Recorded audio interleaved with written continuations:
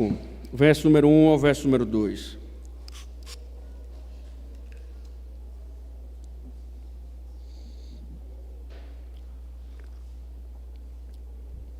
Diz o seguinte: não repreenda um homem mais velho, pelo contrário, exorte-o como você faria com seu pai. Trate os mais jovens como irmãos, as mulheres mais velhas como mães, e as mais jovens como irmãs, com toda a pureza. Senhor, nós louvamos o Teu nome, Senhor, por este dia de adoração, e em nome de Cristo, Senhor, aquele que vive e reina para todo sempre, clamamos que a Tua bondade possa nos cercar, ó Deus, para a glória do Teu nome, que o Senhor possa, com a Tua palavra, Senhor, falar aos nossos corações, possa nos dirigir, Senhor, diante das Tuas verdades. Ó Deus, destrói a nossa incredulidade, Senhor, a nossa surdez, e abre, Senhor, o entendimento do Teu povo, em nome de Cristo. Amém. Poder sentar, irmãos. Nós chegamos no capítulo 5, da primeira epístola de Paulo a Timóteo, ou seja, em breve nós estaremos terminando aqui as exposições, e nós não temos dúvida, conforme nós já estamos observando desde quando iniciamos, é que um dos problemas pontuais, centrais talvez, da epístola de Paulo a Timóteo seja a questão das heresias. As heresias, elas já estavam fazendo estragos. O próprio Paulo, quando escreve a Timóteo, deixa claro que os danos eram danos graves, porque Paulo diz que alguns já estavam apostatando da fé, e isso justifica a preocupação de Paulo, quando Paulo escreve a Timóteo, logo no primeiro capítulo, justifica o fato de Paulo dizer a Timóteo: você deve ficar em Éfeso para combater esses falsos mestres. E no capítulo 4, se isso ficou evidente, logo no capítulo 1, que o problema era as heresias, enfatizado no capítulo 4, você observou como foi importante o capítulo 4 dentro dessa estrutura em que Paulo vem tratando sobre o erro teológico presente na igreja de Éfeso. E o capítulo 4 tem a sua importância justamente por isso, porque o apóstolo ele vem mostrando, ele vem orientando como é importante nesse combate ao erro, nesse combate à heresia, o ministério da palavra. Então, o capítulo 4, embora no início enfatize a questão da heresia, os problemas da heresia, os danos que a heresia estavam causando, Paulo mostra a Timóteo a importância do ministério da palavra, a importância de Timóteo como ministro, e Paulo chega a dizer que ele não pode ser negligente com isso.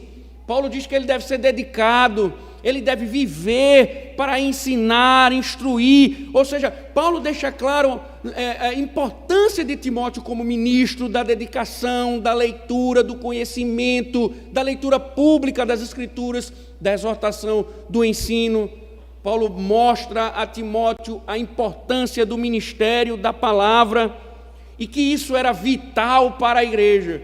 A igreja só conseguiria ser preservada, guardada, se o ministério da palavra estivesse fielmente sendo aplicado à igreja. E isso ficou claro para nós no capítulo 4. Assim como Paulo diz também a Timóteo: viva a vida de piedade, dedique-se ao ministério, mas também lute, exercita-te na piedade, viva uma vida piedosa, para que a tua vida não venha a afetar o ministério da palavra. Ou seja, Paulo enfatizou: Timóteo, você deve ser bênção para os ouvidos e bênção para os olhos também. Isso ficou claro no capítulo 4. É como se fosse um enredo final de toda essa problemática em torno das heresias. Como nós falamos, irmãos, porque Paulo fala das heresias no capítulo 1, passa o 2, o 3 e depois vem somente a falar no capítulo 4, não se esqueçam, a heresia, ela domina todas as áreas da igreja. A heresia, ela contamina todas as áreas da igreja. Por isso que Paulo instrui sobre o culto, instrui sobre a participação das mulheres no culto, instrui sobre quem deve pregar, quem deve ler, instrui a liderança, instrui a diaconia e o presbiterato. Nós não podemos esquecer disso, o ministério da palavra e sua importância. Agora, irmãos, o capítulo 5, ele está abrindo, podemos dizer assim, a parte final de sua epístola. E essa parte final, ela vai dirigir a atenção, né, para diversos grupos da igreja, diversos indivíduos, diversos grupos. Não entenda com isso que Paulo, quando ele fala de grupos, ele não está querendo fragmentar a igreja, mas ele está querendo apontar que alguns princípios devem ser utilizados no meio da igreja ao tratar de diversas situações. Então você vai ver posteriormente os presbíteros, você vai ver mais tarde, introdutoriamente, sobre as viúvas.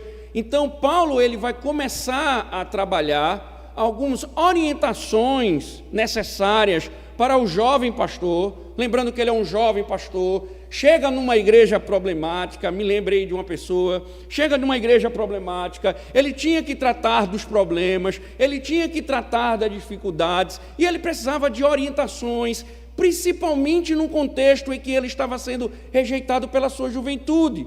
Então a parte final de Paulo vai ser orientações para que Timóteo ele consiga administrar algumas situações dentro da própria igreja e que envolve os seus diversos grupos, as suas diversas estruturas dentro da comunidade cristã, porque a comunidade cristã ela é mista, a comunidade cristã ela é um corpo, mas ela é um corpo misto, com suas diferenças, com diferenças de idade, de sexo e etc. E Paulo vai orientar Timóteo para que ele trate cada um conforme dentro da sua estrutura, dentro dos seus grupos, considerando cada indivíduo. E nessa primeira parte das diretrizes que abre essa sessão, fica claro que Paulo está querendo mostrar agora, a partir do capítulo 5, que o ministério teológico, o ministério da pregação, o ministério da palavra, ele não somente se limita ao púlpito, ele tem a esfera comunitária. Ou seja, a ideia que está por trás do capítulo 5 é que o pastor ele vai descer do púlpito e ele vai começar a tratar algumas questões da igreja. Ou seja, nós devemos entender que quando nós pensamos na pregação da palavra, o que se espera é que o evangelho ele seja aplicado. O pastor ele não pode pregar a palavra, ele não pode dominicalmente subir ao púlpito, como Paulo vem dizendo, você tem autoridade, ordene, pregue, ensine, doutrine, exorte. E essa autoridade, como nós vimos quando Paulo diz assim, ordena, Paulo está ensinando a Timóteo que ele não sobe ao púlpito para dar conselhos, ele não sobe ao púlpito como um coach para fazer palestras ou dar palestras motivacionais. Ele está falando em nome de Deus, com a autoridade de Deus, e o povo deve obedecer, se submeter a esta verdade. Então, quando o sermão termina, o pastor desce ao púlpito, desce do púlpito para pastorear o rebanho. Ele vai agora tratar com o povo, ele agora vai tratar com o rebanho, para que o rebanho, ele se submeta à vontade divina. Tanto é que no próprio capítulo, Paulo vai dizer, olha, os que vivem publicamente em pecado, repreenda-os. Então esse momento agora de Paulo, orientando Timóteo, é o pastor Timóteo agora no meio do povo, no pastoreamento, tratando com cada um, cuidando de cada um individualmente. E aí nesse sentido, agora o Timóteo, ele vai ter que confrontar. O pastor Timóteo, ele vai ter que confrontar os membros da comunidade. Esse é um processo natural do ministério pastoral. E Paulo está orientando justamente isso. E aí, Paulo já deixou claro, você tem autoridade.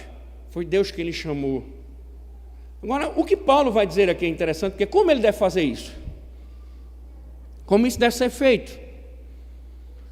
Todos devem ser tratados de igual modo?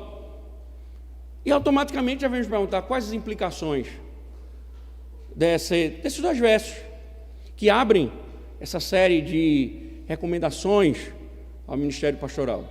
Quais as implicações para nós com relação a este assunto? É o que nós vamos ver agora pela manhã.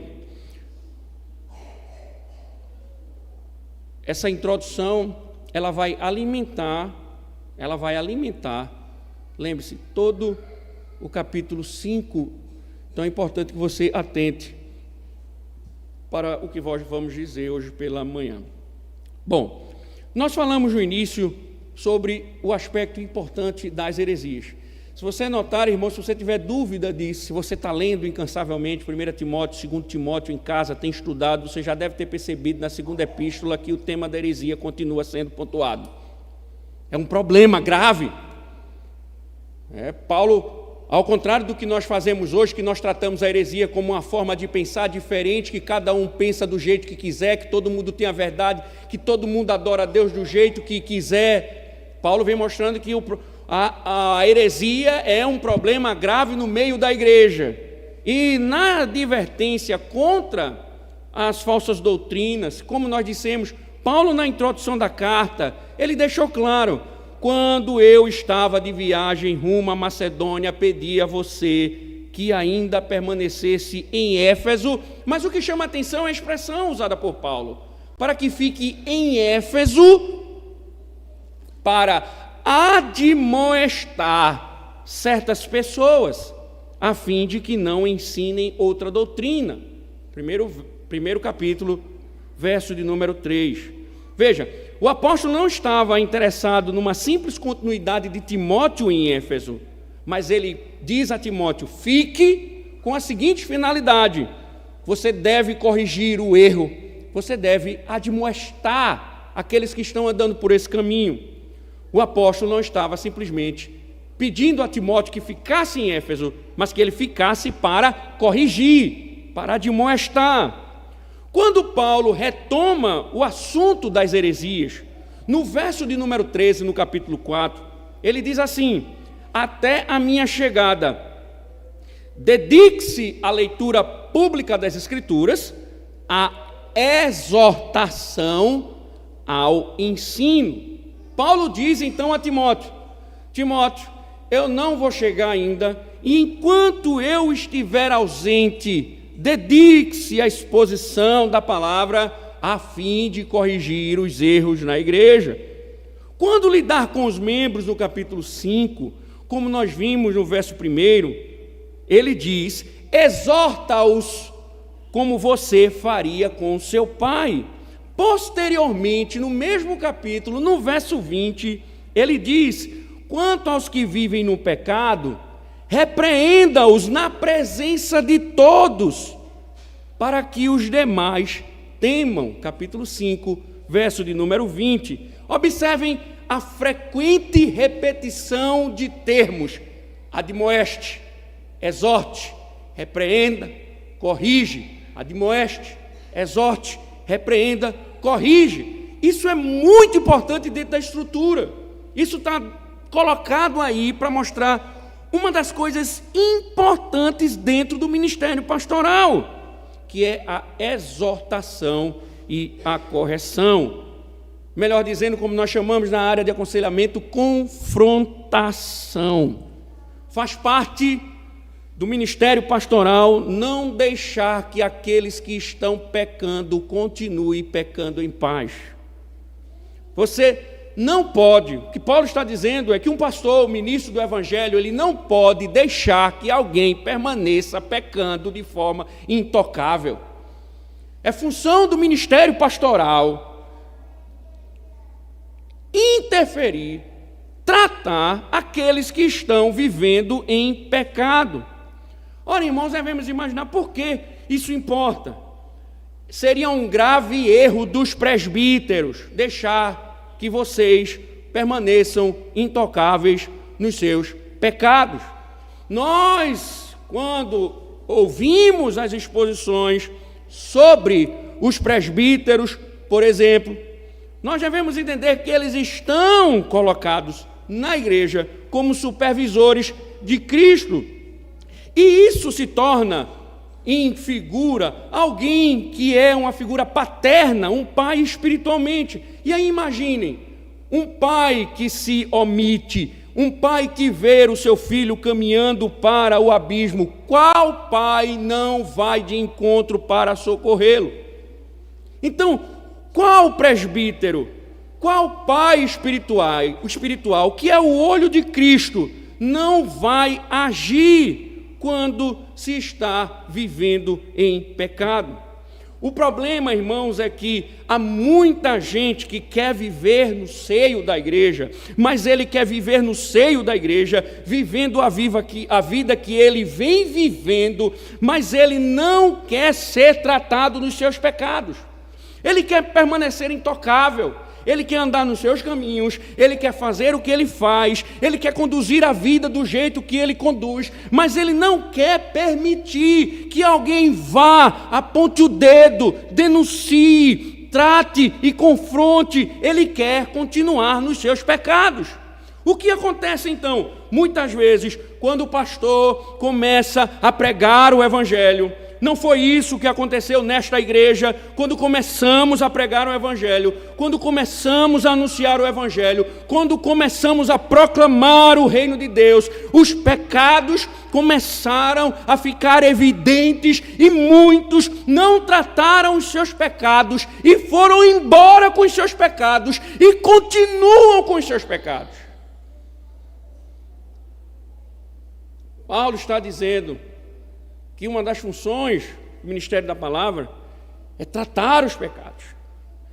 Não importa se a pessoa goste, se o outro desdenhe, despreza, se ira, que vá embora. Mas nós não podemos esquecer, porque se isso não acontecer, o que está implícito é, se não se trata o pecado, se o pastor não trata o pecado do seu rebanho, se o pastor não confronta, significa dizer que o rebanho foi entregue à desgraça. Ora, se você, pai, ver o seu filho caindo no abismo e não age, como você pode ser considerado um bom pai? Você que talvez não tenha filho, que vê o seu filho caindo no abismo, ou ver o filho de alguém caindo no abismo, e o pai não age, o que você diria daquele pai? Um pastor que vê suas ovelhas no pecado e não faz nada, ele entregou simplesmente o seu rebanho à própria sorte.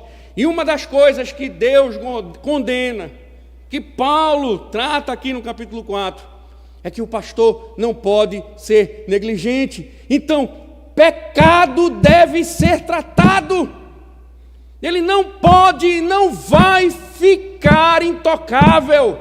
Pode demorar. O tempo pode até passar mais um pouco, mas ele vai ter que ser tratado. E se não quiser tratamento, vai ser expulso da igreja. Porque assim o Senhor ordenou.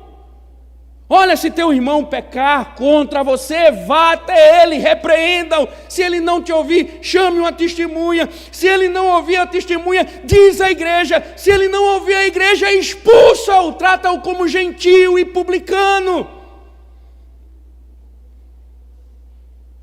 Mas nós estamos vivendo um momento, irmãos, no nosso mundo, nas igrejas ditas evangélicas, que não pode falar de pecado para não ofender as pessoas. Elas passam a semana inteira cuidando dos seus problemas financeiros, emocionais, trabalhistas, familiares, e eles vêm para a igreja, eles querem ouvir uma palavra de carinho, de afeto, de consolo. E como eu posso dizer que não é carinho, não é afeto, não é consolo, o Deus levantar um ministro do Evangelho e tratar os pecados dele, para que ele não vá para o inferno. Paulo está dizendo, um bom ministro vai exortar. Uma igreja que não tem um ministro que trata os pecados é uma igreja abandonada, uma igreja que caiu na desgraça. O ministro entregou o seu rebanho à desgraça. O ministro entregou o seu rebanho à perdição, porque a pessoa vai continuar vivendo nos seus pecados e nunca vai ser tratado, e o final será a perdição. Paulo vem dizendo, exorta, repreenda. Essas palavras até ofendem em nossa época. É só exortar, confrontar, denunciar, repreender. Mas aprendamos, irmãos. Vocês devem aprender, como Paulo tem colocado aqui, a importância do ministério da palavra e da confrontação. Só que é interessante que Paulo, ele vai dizer mais ou menos assim. Agora, Timóteo, entenda uma coisa. Não pode ultrapassar os limites. Não pode ultrapassar os limites. Veja que antes de qualquer observação detalhada, eu queria chamar a atenção para um dos aspectos que também está por trás desse capítulo aqui, 5, né, como Paulo vai discorrer, existe uma imagem aqui muito interessante. Jesus disse, em João capítulo 1, verso 12, a todos quantos o receberam, deu-lhes o poder de serem feitos filhos de Deus, a saber, aos que creem no seu nome.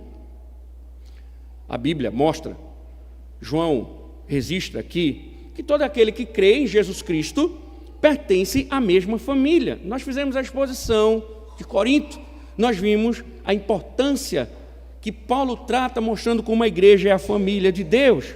Ou seja, para a Escritura, Deus nos fez filhos e filhas por meio de Jesus Cristo. Então, o que a Escritura diz? A igreja é a primeira família do cristão. Todos os vínculos familiares eles cedem, porque a igreja agora passa a ser a família do cristão. Ela tem precedência até mesmo sobre a família biológica da pessoa. Agora a família dele não é mais a família dele, não é mais papai, não é mais mamãe, não é mais vovó, não é mais vovô. Agora a primeira família dele é a família de Deus. Quer um exemplo? Você quer um exemplo? Chegaram para Jesus e disseram, tua mãe e os teus irmãos estão lá fora. Jesus disse, minha mãe e meus irmãos são aqueles que fazem a vontade do meu Pai. E assim Paulo pensava, essa perspectiva divina foi instruída por Paulo. Por exemplo, ele menciona irmãos e irmãs como Quarto, Sóstenes, Febe e Áfia. Interessante que há mais de 100 referências a irmãos e irmãs nos escritos de Paulo. O próprio Timóteo é chamado de verdadeiro filho na fé. A igreja de Éfeso, os membros da igreja de Éfeso são chamados de irmãos, e a igreja, na própria epístola de Paulo a Timóteo, como família de Deus. Em outras palavras, a congregação de Timóteo não é apenas como uma família, é a família de Timóteo. E essa é a perspectiva que deve estar por trás de Timóteo. É aquela que deve dirigir a Timóteo, e aí isso nos ajuda a entender melhor o texto. Porque Timóteo deveria exortar a igreja sem perder de vista esse princípio que ele estava tratando com sua família. Por quê? Paulo acabara de falar que ele tinha autoridade, que ele deveria ordenar, que ele deveria exortar, que ele deveria ensinar. Então ele poderia usar a sua autoridade de forma errada. E aí Paulo vai mostrar que ele não pode perder essa perspectiva de família por trás desse processo de pastoreamento. E aí ele começa com os mais velhos. Prestem atenção, é muito interessante esse texto. Quando eu li a primeira vez, eu disse assim, o que é que eu vou falar desse texto? Mas é muito interessante, porque ele começa justamente com os mais velhos. Paulo diz que eles não devem ser, se você observar, ele diz, não repreenda um homem mais velho. Pelo contrário, exorta-o como você faria com seu pai. Parece um choque a princípio, porque veja, não repreenda, mas exorta-o. Como funciona isso dentro da estrutura do texto? Como é que a gente pode analisar? Então vamos começar. O que Paulo está dizendo, óbvio, com uma leitura breve do texto, simplória do texto, eles não devem ser repreendidos, mas exortados como um pai. E aí parece que, a princípio, os mais velhos eles estão sendo privados das exortações, das repreensões. Mas observe que Paulo não disse, em outras vezes, como nós citamos, que era necessário que Timóteo repreendesse. Por que então agora Timóteo está sendo orientado por Paulo a não repreender o mais velho? Parece uma contradição, mas não há nenhuma contradição. E muito menos Paulo está privando os idosos de exortações e de repreensões. Nós precisamos entender que o verbo repreender aqui usado por Paulo, ele literalmente significa atacar. Não ataque o mais velho, não ataque o mais idoso. A palavra traz uma ênfase de uma agressão pecaminosa, de um ataque não ao pecado, mas à pessoa. Traz a ideia de xingar pecaminosamente, de agir com o coração movido por ira, com a intenção não de salvar a alma, mas de destruir a pessoa, a dignidade da pessoa, manchar a imagem da pessoa. Não é uma repreensão, é um ataque impiedosa contra o indivíduo. É como se ele já tem um pressuposto contra a pessoa, e essa pessoa cometeu um pecado, ele agora diz, pronto, agora eu vou acabar com a vida dele. Agora eu vou acabar com o ministério dele. E aí a pessoa começa a se utilizar do pecado para atacar a pessoa. É agir de forma carnal, com insultos pecaminosos, raiva pecaminosa, agressividade. Nesse caso, irmãos, os homens mais velhos ou de idade avançada, diz Paulo, devem ser tratados com respeito, não de forma pecaminosa. É esse o grande contexto, a grande estrutura.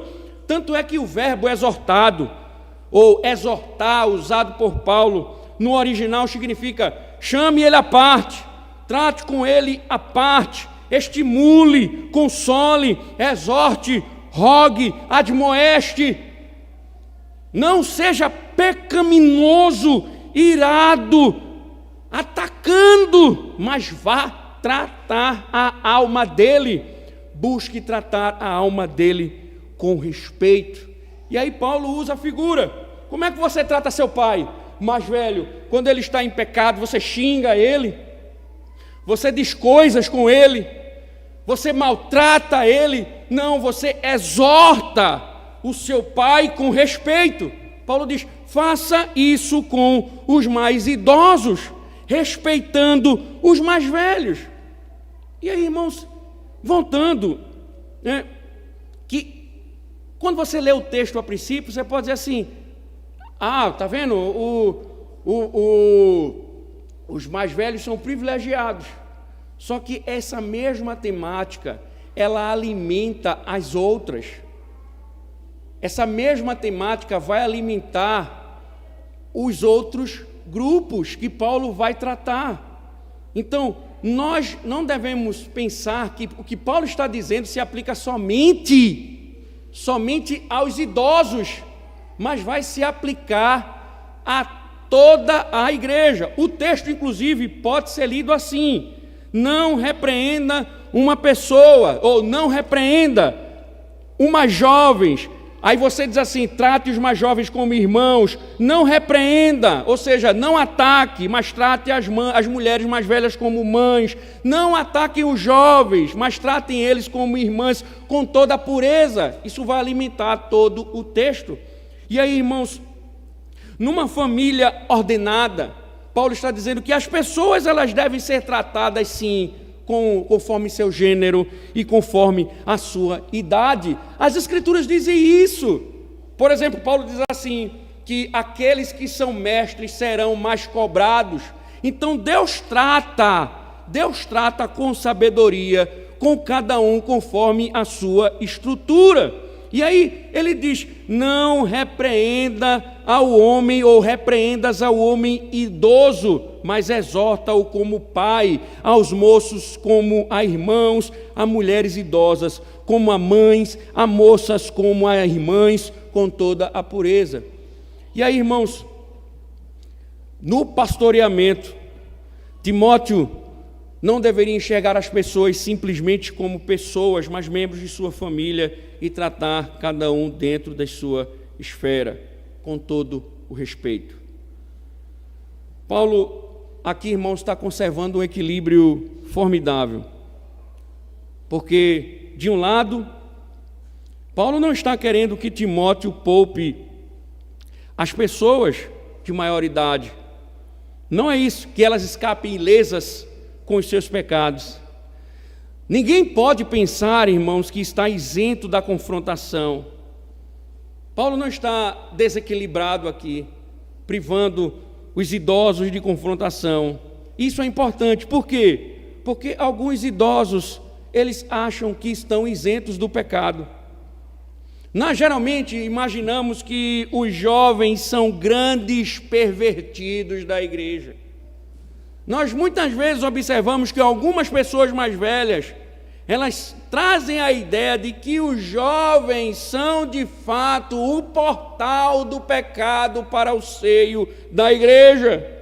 Certa feita, uma fofoqueira idosa da igreja, de um pastor amigo meu, perguntou a ele na porta, você acha, depois de um sermão sobre fofoca, ela indagou, você acha que tenho idade para ser fofoqueira? E ele respondeu, sim, tem.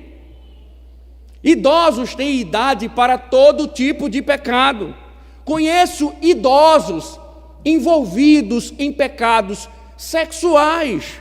Idosos podem se envolver em todo tipo de pecado, podem mentir, podem enganar, e uma série de pecados.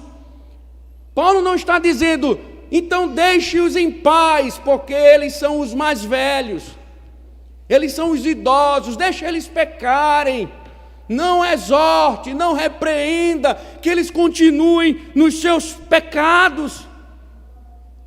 Não, pelo contrário, cada membro da família deve ser tratado, Paulo está dizendo, mas da maneira correta. Trate, mas demonstre respeito. E aí é importante, irmãos, porque Paulo está apresentando um princípio interessantíssimo, que vai além do cultural. É da vontade de Deus que se respeite os mais velhos, até o pastor, se é jovem. Paulo está dizendo, trate os idosos com respeito. A cultura pode mudar a forma, mas não pode anular o respeito. Os mais velhos devem ser respeitados. Por isso, os pais aqui devem educar suas crianças a respeitarem os mais velhos. Isso não é uma questão cultural. Veja, você não vai instruir os seus filhos a respeitarem os mais velhos por uma questão de cultura, porque isso é falta de educação. Não é só questão de educação, essa é uma questão que envolve a vontade de Deus. É bom que as crianças se dirijam aos adultos por meio dos títulos apropriados, que aprendam a ouvir os adultos quando eles falam. Crianças, Deus está instruindo vocês a respeitarem os mais velhos, a ouvirem os mais velhos, porque a educação não é somente uma questão cultural, é uma questão espiritual, e essa é a vontade de Deus.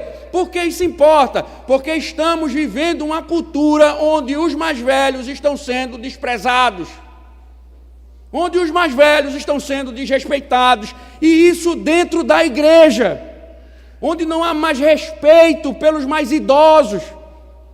onde diáconos não se preocupam mais com os idosos da igreja, onde os presbíteros não se preocupam mais com os idosos da igreja, e o mundo está destruindo os mais velhos, porque é ultrapassado, é velhice, só traz problema para o sistema público. Paulo está dizendo: honre os mais velhos. Veja como a perspectiva bíblica muda. O mundo trata o idoso como ninguém. Paulo diz: trate como um pai. Trate como um pai. Veja ele como um pai. E aí, irmãos, voltamos mais uma vez a dizer: isso não significa que os idosos serão privados da correção. Não. Mas que a correção deve ser dentro dos limites da lei de Deus. E é interessante, irmãos, que os jovens, a ordem que Paulo coloca é bem interessante. Se você fizer uma análise do texto, a estrutura é muito interessante, porque Paulo fala os mais velhos, né, como pais, e ele poderia ter colocado em seguida as mulheres mais velhas como mães. Ele não coloca, ele coloca os homens, os idosos, né, vai falar das mulheres, mas nesse intervalo ele coloca os jovens. Por que isso, né?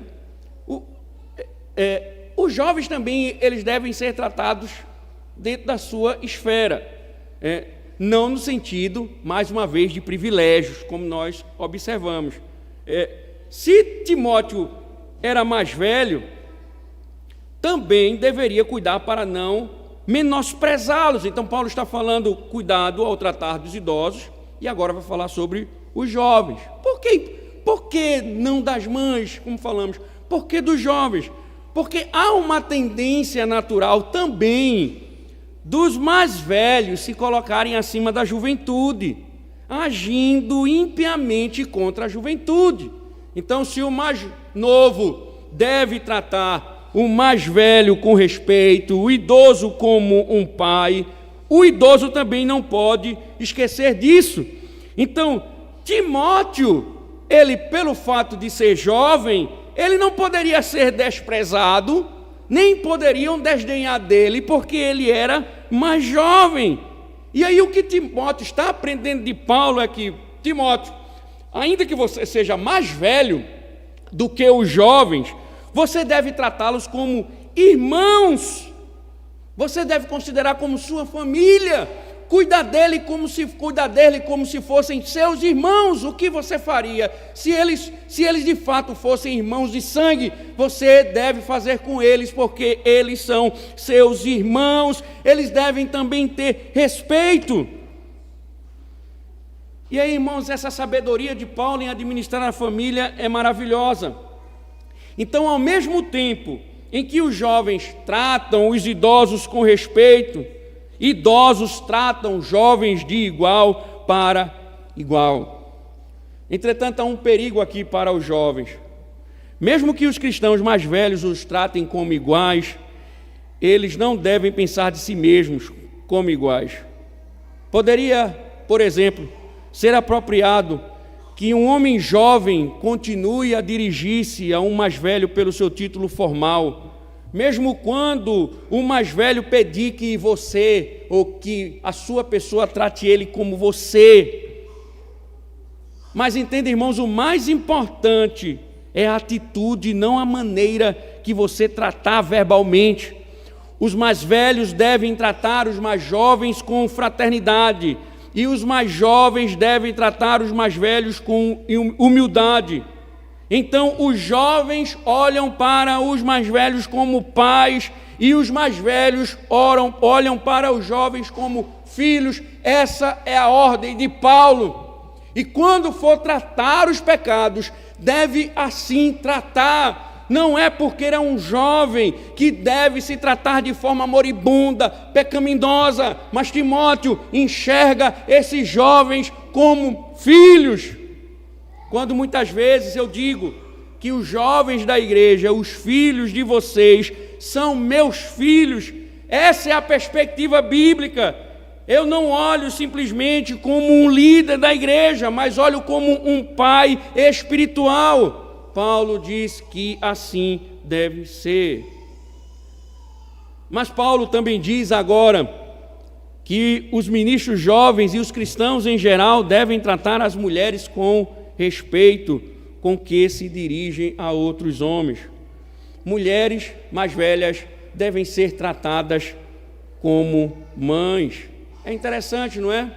Porque os mais velhos como pais, as mulheres mais velhas como mães. Elas devem ser amadas. Muitas vezes, mulheres mais velhas, crentes, devem ser ouvidas como grandes conselheiras. Elas devem ser protegidas, cuidadas na igreja. É interessante que há um exemplo na história. Próprio Paulo, quando escreveu a sua epístola aos Romanos, ele saúda Rufo, e chama Rufo de eleito no Senhor, e igualmente a sua mãe. Paulo diz que tem sido mãe para mim, Rufo.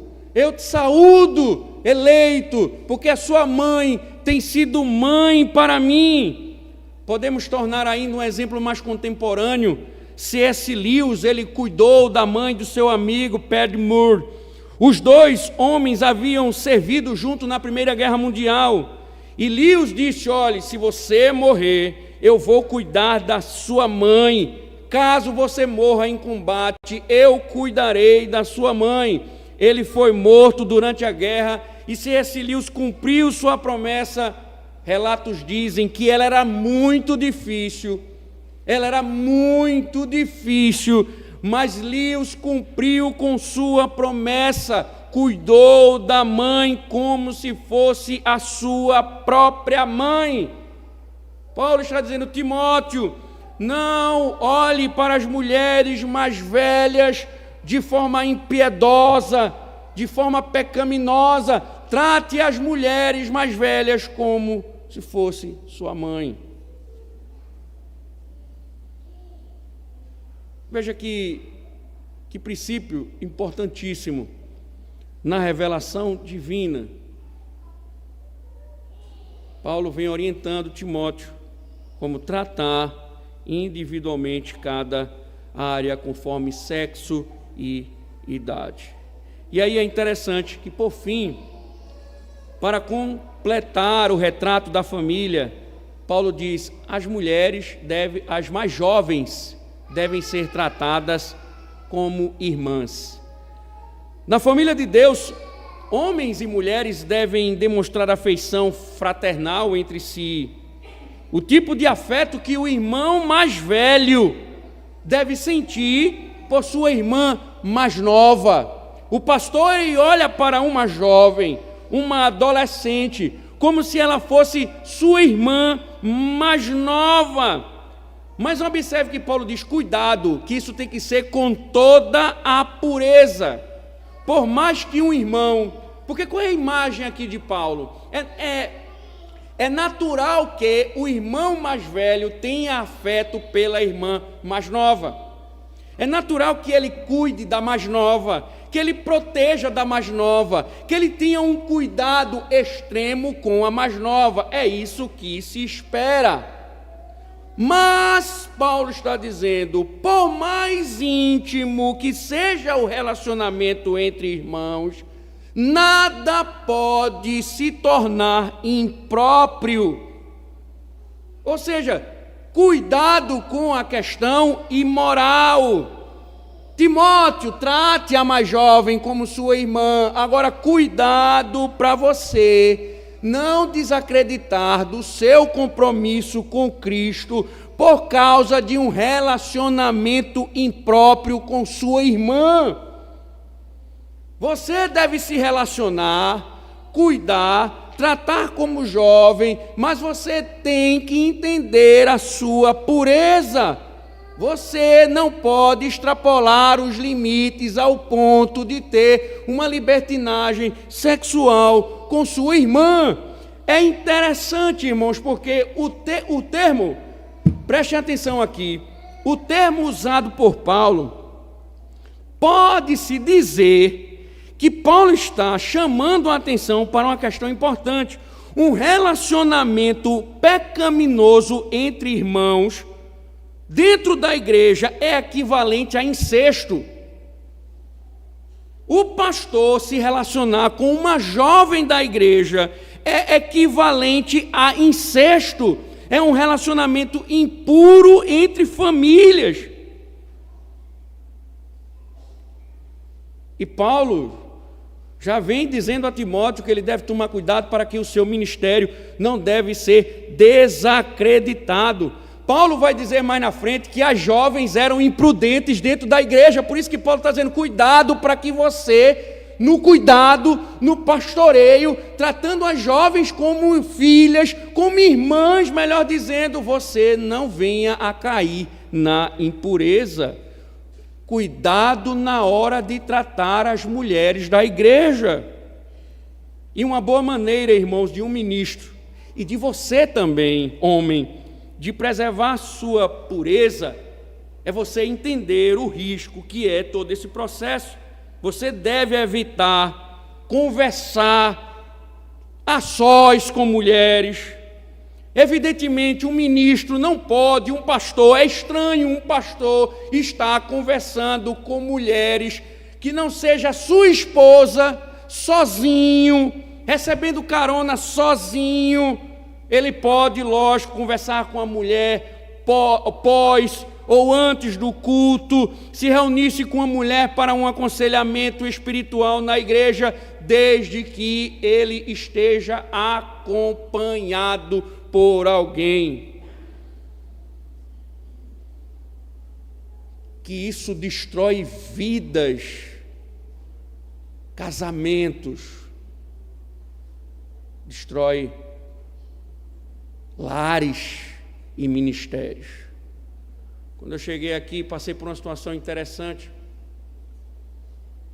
E uma pessoa chegou e disse, eu queria conversar com o senhor, agora, que horas eu posso ligar? E eu disse, você diz o horário que... Mas eu notei uma diferença na voz dela. E aí, quando foi pela manhã, conversando com minha esposa, eu disse, olha, tal pessoa vai ligar de tal hora, eu vou botar no Viva Voz. Você vai escutar. Minha esposa, quando chegou o horário, ela ficou ao meu lado, a pessoa ligou e eu coloquei no Viva Voz. Pastor, eu queria dizer uma coisa, eu não sei nem como dizer, mas eu vou dizer. Eu disse, diga. Meu marido tem notado que nós estamos trocando olhares. Eu digo, e foi? Ele notou tão rápido assim? Pois eu quero uma visita com os dois. Quero ter uma conversa com os dois em particular. Isso é pecado de vocês. Acabaram de chegar na igreja, eu acho que eu não tinha nem 3 meses. Paulo está dizendo, Timóteo, tome cuidado. Tome cuidado. Tome muito cuidado. Isso não serve só para Timóteo, não. Serve para mim, serve para você, homem, também. Cuidado. Esse negócio está indo sozinho para a casa de uma mulher. Eu gosto do que certo autor disse, ele disse, minha própria regra quanto a isso está de acordo com um pensamento. Nunca me reúno sozinho com uma mulher, a menos que ela seja minha esposa, minha irmã, minha filha ou outra mulher com idade suficiente para ser minha mãe. Timóteo trata as jovens como irmãs, agora tem limites. Com toda pureza. Com toda pureza. Veja, irmãos, que coisa maravilhosa. Que orientações fantásticas de Paulo a Timóteo. Cuidado, Timóteo. Você vai descer do púlpito, você vai pastorear o povo. Exorte o mais idoso como pai. Exorte a mais idosa como mãe. Trate os jovens como filhos. A mais jovem, trate como irmãs com toda a pureza. Limite-se a isso. Mas Paulo não está privando Timóteo, como nós vimos, da exortação. Agora, irmãos, para concluir, essa é uma questão que não envolve somente o pastor, já notaram isso? Em outras epístolas, a exortação, óbvio, o pastor ele tem um papel fundamental, é prerrogativa dele, o ministério da palavra e a exortação. Ele não pode se esquivar de confrontar. E nós devemos louvar a Deus.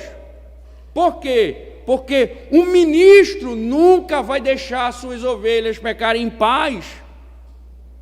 Se uma igreja tem um ministro que exorta, louvado seja o Senhor. Ele está exortando conforme Cristo ordena. Particularmente eu, quando visito uma igreja que escuta um sermão duro, que trata os meus pecados, eu saio glorificando a Deus, porque Deus não deixou com que eu fosse para o inferno com aqueles pecados. O ministro ama Cristo e me amou ao falar dos meus pecados. Que glória para a igreja, um ministro que trata os pecados. Mas essa é uma ordenança para todos. O autor aos Hebreus diz à igreja: pelo contrário, exortem uns aos outros todos os dias durante o tempo que se chama hoje, a fim de que nenhum de vocês seja endurecido pelo engano do pecado. Hebreus capítulo 3. Paulo escreve à igreja de Tessalônica dizendo: também exortamos vocês, irmãos, a que admoestem os que vivem de forma desordenada. Veja, como podemos observar, não é só responsabilidade do ministro, é responsabilidade de toda a igreja. Você tem feito isso? Você tem exortado o seu irmão, o mais idoso como um pai, a mais idosa como a mãe, o jovem como um filho e a jovem como irmã? Se ele tem andado tranquilo nos seus pecados, não é só culpa do ministro, a culpa também é sua. Você tem sido negligente com a sua tarefa, você não tem agido como uma família. E se Deus está dizendo a Timóteo, Timóteo deve obedecer, porque Deus cobrará dele. E Deus cobrará de você também. Porque se o pecado do seu irmão está diante dos seus olhos e você não tem tratado, você tem sido omisso e desobediente à vontade de Deus. Mais tarde, Paulo vai continuar. Paulo vai voltar suas atenções agora para as viúvas. E nós iremos explorar do verso 3 ao verso número 8 para ver como Paulo orienta a questão das viúvas, que é outro grupo dentro da igreja de Éfeso que precisa também de cuidados. Que o Senhor aplique sua palavra, que você saia daqui observando com fervor a voz do Senhor. Ó Deus, bendizemos o Teu nome, louvamos o Teu nome, Senhor, pelas Tuas palavras, pelas verdades que foram proferidas. Rogamos, Senhor, as Tuas misericórdias, aplicando estas verdades em nossa alma. Cuida, ó Deus, dos nossos corações, para que venhamos a cuidar dos outros. Priva, ó Deus, nossa alma do pecado na hora de tratarmos os pecados. E mostra ao Teu povo, Senhor, a importância, porque nós somos uma família, para a glória do Teu nome. Amém. Louvemos ao Senhor.